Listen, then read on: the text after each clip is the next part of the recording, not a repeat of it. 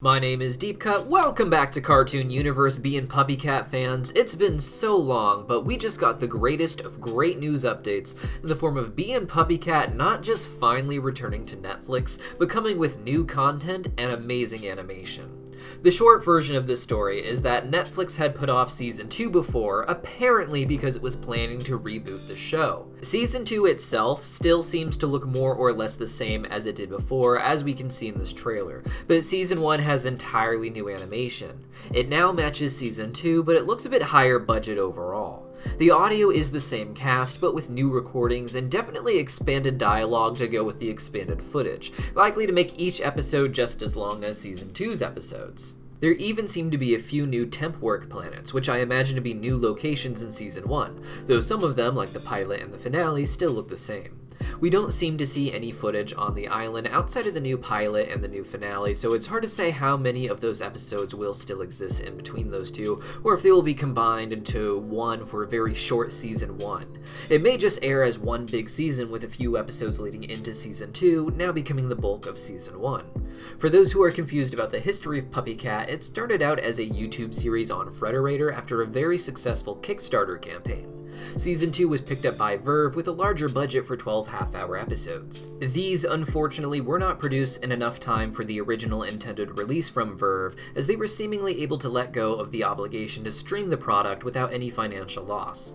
After this, the show would be shopped around for some time before accidentally being leaked. Despite this, Netflix would buy the show and then delay releasing it for a few years now.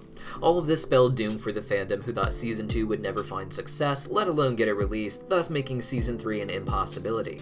This, however, is the best possible news, I think. I love the original series, even more than I loved Season 2, but rebooting them in full-length episodes is something I would absolutely love to see. It expands on the world and gives a chance for Natasha to answer some questions she didn't have time to because of the restrictions of the original project.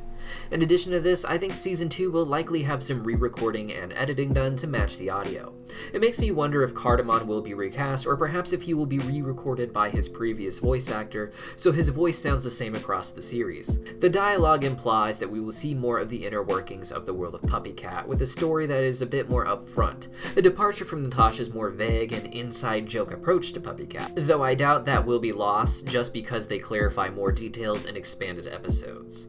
All in all, the future of Puppycat looks brighter than ever. I think it's possible they even produced Season 3 or started doing so already as part of their plan when buying the project, as I can't imagine them putting this much effort into rebooting Season 1 if they didn't have hopes for wrapping up the story with a third season, or even going beyond that.